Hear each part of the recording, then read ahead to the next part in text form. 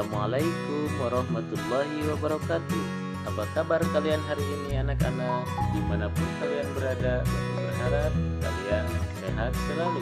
Jangan lupa untuk tetap menerapkan protokol kesehatan dengan 3M. Memakai masker, mencuci tangan, dan menjaga jarak agar kita terhindar dari paparan virus corona. Hari ini kita akan belajar materi pada tema 1, subtema 1, pembelajaran ke-1. Namun sebelum ke materi, jangan lupa untuk like, subscribe, dan nyalakan loncengnya agar kalian tidak ketinggalan video terbaru dari Bapak.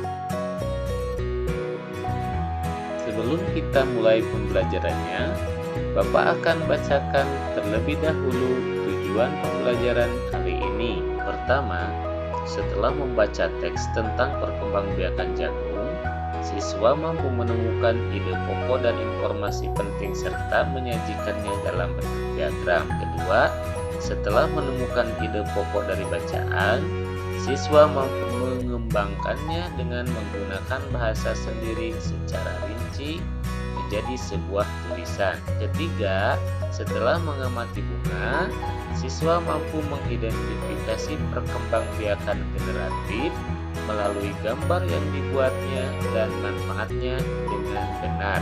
4. Setelah berdiskusi, siswa mampu melaporkan perkembangbiakan generatif melalui tabel dan manfaatnya dengan benar. Kelima, setelah membaca teks tentang ASEAN dan kehidupan sosial budayanya, siswa mampu menyebutkan kehidupan sosial budaya dari dua negara ASEAN terkait kondisi geografisnya dengan benar. Dan keenam, setelah berdiskusi, siswa mampu menulis laporan tentang perbedaan sosial budaya dari dua negara terkait kondisi geografisnya dengan benar melalui diagram Venn. Baiklah anak-anak, mari kita masuk kepada materi yang pertama. Coba kalian perhatikan berbagai tumbuhan yang ada di sekitarmu. Apa manfaat tumbuhan bagi kehidupan? Untuk menjawab pertanyaan tersebut, coba kalian perhatikan gambar di samping. Dalam gambar di samping terlihat bahwa manusia dan hewan memanfaatkan tumbuhan sebagai bahan pangan. Jadi, tumbuhan merupakan sumber kehidupan bagi makhluk hidup. Lalu, apakah ada manfaat lain yang dapat diperoleh manusia dari tumbuhan? Untuk menjawab pertanyaan tersebut, ikuti penjelasan selanjutnya. Manfaat tumbuhan bagi manusia antara lain sebagai sumber energi bagi manusia, sebagai sumber vitamin untuk menjaga kesehatan tubuh, sebagai sumber oksigen untuk bernapas, pengikat air tanah, dan peneduh serta memperindah kehidupan di bumi. Nah, setelah kalian belajar tentang manfaat tumbuhan bagi kehidupan, saatnya kita belajar perkembangbiakan pada tumbuhan. Perkembangbiakan tumbuhan yang akan kita pelajari adalah perkembangbiakan tumbuhan jagung. Jagung merupakan salah satu tanaman yang dijadikan bahan makanan pokok di berbagai tempat. Begitupun dengan di Indonesia, salah satunya adalah di Pulau Madura. Jagung merupakan salah satu tanaman penghasil karbohidrat yang sangat diperlukan oleh tubuh. Agar dapat tumbuh, biasanya petani menanam biji jagung. Setelah 3-4 hari, bakal tanaman akan muncul di permukaan tanah. Tanaman jagung akan terus tumbuh menjadi besar. 3 hingga 3,5 bulan kemudian, jagung dapat dipanen oleh petani. Bunga jagung memiliki helai-helai rambut halus pada bagian ujungnya. Pada helai rambut tersebut terdapat tepung sari. Tepung sari akan terbang terbawa angin ketika angin bertiup. Nah, tepung sari yang terbawa angin tersebut sebagian akan jatuh di kepala putik yang terletak di bagian bawah bunga pada pohon jagung yang lain. Maka ketika itulah terjadi yang namanya proses pembuahan. Setelah terjadi proses pembuahan, bunga jagung akan terus berkembang hingga menjadi buah jagung. Nah, untuk lebih memahami materi yang telah disampaikan, coba kalian buka buku tema 1, halaman 2. Di sana terdapat sebuah teks yang berjudul Bagaimana Jagung Berkembang Biak. Bacalah teks tersebut sampai paham. Kemudian, temukanlah ide pokok dan informasi penting dari bacaan tersebut. Tuliskan pada diagram yang telah disediakan pada halaman 4. Seperti yang sudah dijelaskan sebelumnya tentang perkembangbiakan jagung, perkembangbiakan tersebut disebut dengan perkembangbiakan generatif. Tahukah kalian apa yang dimaksud dengan proses perkembangbiakan generatif? Perkembangbiakan generatif adalah perkembangbiakan yang terjadi melalui proses penyerbukan dan pembuahan. Selanjutnya, tahukah kamu bagaimana proses perkembangbiakan generatif tersebut? Untuk dapat lebih memahami, coba kalian perhatikan gambar bagian-bagian bunga yang ada di samping. Gambar di samping merupakan gambar bunga lekar yang digunakan dalam proses perkembangbiakan generatif. Di antara bagian-bagian bunga tersebut diantaranya tangkai bunga, bakal biji, kelopak bunga, benang sari, mahkota, kepala sari, tangkai sari, kepala putik, dan tangkai putik. Perkembangbiakan generatif pada tumbuhan diawali dengan penyerbukan, yaitu melekatnya atau jatuhnya serbuk sari ke kepala putik. Nah, setelah terjadi penyerbukan, pada serbuk sari tumbuh buluh serbuk sari yang menuju ke ruang bakal biji. Kemudian, serbuk sari akan masuk ke ruang bakal biji melalui buluh serbuk sari. Nah, di dalam ruang bakal biji terjadi pembuahan, yaitu peleburan serbuk sari atau sel kelamin jantan dengan kepala putik atau sel kelamin betina. Dari hasil pembuahan, maka akan menghasilkan zigot. Nah, zigot berkembang menjadi lembaga. Lembaga berkembang menjadi bakal biji. Kemudian, bakal biji berkembang menjadi biji dan bakal buah. Kemudian, bakal buah berkembang menjadi daging buah. Lembaga yang berada di dalam biji merupakan calon tumbuhan baru. Tumbuhan yang berkembang biak secara generatif, selain jagung yang disebutkan di awal, diantaranya ada padi, mangga, durian, jambu, dan lain-lain. Nah, untuk lebih memahami proses perkembangbiakan pada tumbuhan, sebagai tugasnya, kalian coba amati lingkungan di sekitar kalian. Temukan satu jenis tumbuhan yang sedang berbunga. Gambarkan bagian-bagian bunga dan tuliskan cara penyerbukannya pada kolom yang sudah disediakan di buku tema 1 pada halaman 6. Bunga yang indah dan cantik bukan hanya tumbuh di Indonesia, tetapi di negara-negara lain seperti negara tetangga pun memiliki bunga yang sama. Hal ini dikarenakan kondisi geografisnya yang hampir sama. Bunga yang tumbuh pun tidak jauh berbeda jenisnya. Salah satu contohnya, yang pertama adalah bunga sepatu. Bunga sepatu tumbuh di Indonesia dan juga di Malaysia. Di Indonesia, bunga sepatu digunakan sebagai pewarna. Sementara di Malaysia, bunga sepatu ini dinamakan sebagai bunga raya dan merupakan bunga nasional. Yang kedua adalah bunga Kamboja. Di Indonesia, bunga Kamboja sering digunakan dalam perlengkapan tari di Bali. Sementara di Laos, bunga ini digunakan untuk dekorasi upacara keagamaan dan penyambutan tamu. Indonesia, Malaysia, dan Laos hidup berdampingan. Meskipun berbeda negara, namun ketiganya memiliki persamaan dalam kehidupan sosial dan budaya.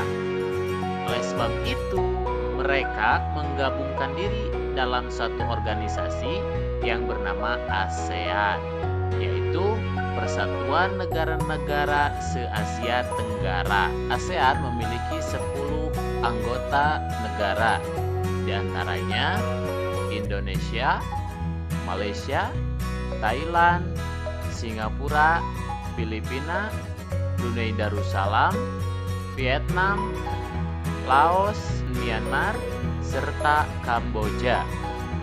Anak-anak, setelah kalian tadi belajar tentang negara mana saja yang tergabung dalam organisasi ASEAN, sekarang kita akan belajar tentang kehidupan sosial budaya masyarakat ASEAN. Negara pertama yang akan kita pelajari yaitu negara Indonesia, negara kita tercinta. Indonesia memiliki keberagaman etnis, suku, budaya, agama yang membentang dari Sabang sampai Merauke. Masyarakat Indonesia dikenal oleh warga dunia sebagai masyarakat yang memiliki keramahan dan rasa toleransi yang sangat tinggi. Yang kedua adalah negara Brunei Darussalam. Di negara Brunei Darussalam terdapat kampung ayer, ialah desa terapung yang ada di Brunei Darussalam. Mayoritas penduduk Brunei Darussalam adalah orang Melayu. Dalam percakapan menunjuk dengan jari telunjuk di Brunei Darussalam dianggap sesuatu yang sangat kasar. Secara tradisional, orang Brunei tidak berjabat tangan dengan lawan jenis. Negara yang ketiga adalah Malaysia. Malaysia memiliki patung Dewa Murungga, merupakan patung berukuran 42,7 meter yang terletak di Batu Cape. Malaysia memiliki kota yang bernama Georgetown. Kota Georgetown ini adalah kota yang memiliki ragam jenis budaya. 3 kaum utama di Malaysia terdiri dari Malaysia, Cina, dan India. Untuk musik tradisionalnya banyak dipengaruhi oleh budaya Cina, Islam, India, dan Indonesia. Yang keempat adalah Filipina. Budaya Filipina merupakan hasil perpaduan antara budaya barat dan budaya timur. Kehidupan budayanya dipengaruhi oleh budaya Cina, Melayu, dan Spanyol. Po dan opo adalah sebutan orang Filipina terhadap orang yang lebih tua. Mereka memanggilnya dengan menggunakan kata seperti kuya, ate, manong, atau manang. Tarian tinikling merupakan tarian masyarakat Filipina yang bercerita tentang burung tinikling yang berjalan melompat menghindari perangkap bambu petani padi. Negara kelima adalah Kamboja. Kamboja memiliki banyak candi. Pada tembok candi terukir dewa-dewa dari agama Hindu dan Buddha. Selain itu, Kamboja juga memiliki tarian tradisional, yaitu tari Apsara. Tari Apsara lahir pada 2000 tahun yang lalu. Keenam adalah negara Myanmar. Myanmar disebut sebagai negara 1000 pagoda. Hal ini disebabkan karena sangat mudah menemukan kuil-kuil suci Buddha di Myanmar. Mayoritas penduduknya adalah keturunan Tibet. Dan bahasa yang digunakan adalah bahasa Birma. Ketujuh, negara Vietnam. Di Vietnam terdapat permainan tradisional yang dinamakan dengan menangkap jangkrik dengan mata tertutup. Permainan tradisional ini merupakan permainan anak-anak di Vietnam. Anak-anak yang berada di tengah lingkaran, matanya ditutup dengan kain. Kemudian, ia harus menangkap salah satu teman dan menebak namanya. Selain itu, di Vietnam juga terkenal dengan baju khasnya yang disebut Ao Dai. Topi caping pun banyak ditemui di Vietnam. Negara yang kedelapan adalah Laos. Nama Laos ini berhubungan dengan penemunya, yaitu Ai Lau. Ai Lau ini merupakan orang yang terkenal akan kesabaran dan kesederhanaannya. Di Laos terdapat olahraga tradisional yang dinamakan dengan katau. Olahraga katau ini mirip seperti olahraga bola voli, namun menggunakan kaki untuk menangkap dan memukul bola. 9 adalah negara Singapura. Singapura memiliki lambang negara yaitu Merlion. Merlion ini merupakan patung berkepala singa dan berbadan ikan. Penduduk Singapura berasal dari Cina, Melayu, India, dan Eropa. 10 adalah negara Thailand. Thailand merupakan satu-satunya negara di ASEAN yang tidak pernah dijajah bangsa Eropa. Thailand memiliki cerita nasional, yaitu dinamakan Ramakien. Ramakien adalah cerita nasional Thailand yang mempengaruhi kehidupan masyarakat. Di Thailand, kepala adalah bagian tubuh yang paling dihormati. Tidak ada orang yang akan berani menyentuh kepala, bahkan kepala anak-anak. Sebaliknya, bagian kaki dianggap bagian yang paling hina karena dipakai sebagai alat untuk menapak di tanah. Oleh sebab itu, kaki tidak boleh dihadapkan ke patung suci atau orang lain. Nah, setelah mempelajari tentang kehidupan sosial negara-negara ASEAN, saatnya kita mempelajari kondisi geografis Asia Tenggara. Letak geografis Asia Tenggara berada di 3 perairan, yaitu Samudra Hindia dan Teluk Benggala di bagian barat, Laut Cina Selatan di bagian utara, dan Samudra Pasifik di bagian timur. Wilayah Asia Tenggara dibagi menjadi 2 dataran, yaitu 1. Dataran berbentuk semenanjung. Wilayah yang berbentuk semenanjung adalah Myanmar, Thailand, Laos, Kamboja, Vietnam, dan Malaysia bagian barat. Yang kedua, daratan berbentuk gugusan kepulauan. Wilayah yang berbentuk gugusan kepulauan adalah Filipina, Indonesia, wilayah Malaysia bagian timur, Singapura, dan Brunei Darussalam. Untuk lebih meningkatkan pemahaman kalian terhadap kehidupan sosial negara-negara ASEAN dan kondisi geografis negara ASEAN, kini saatnya kalian mengerjakan tugas di rumah. Untuk tugasnya, yang pertama, carilah 2 negara yang tergabung dalam organisasi ASEAN. Selanjutnya, carilah lebih lanjut karakteristik 2 negara yang telah kalian pilih tersebut, dan kemudian temukan persamaan dan perbedaannya, lalu tuliskan pada diagram yang terdapat di buku tema 1 halaman 14. Demikian pelajaran kali ini. Semoga apa yang Bapak sampaikan bermanfaat untuk kalian. Sampai bertemu kembali pada pelajaran berikutnya. Wassalamualaikum warahmatullahi wabarakatuh.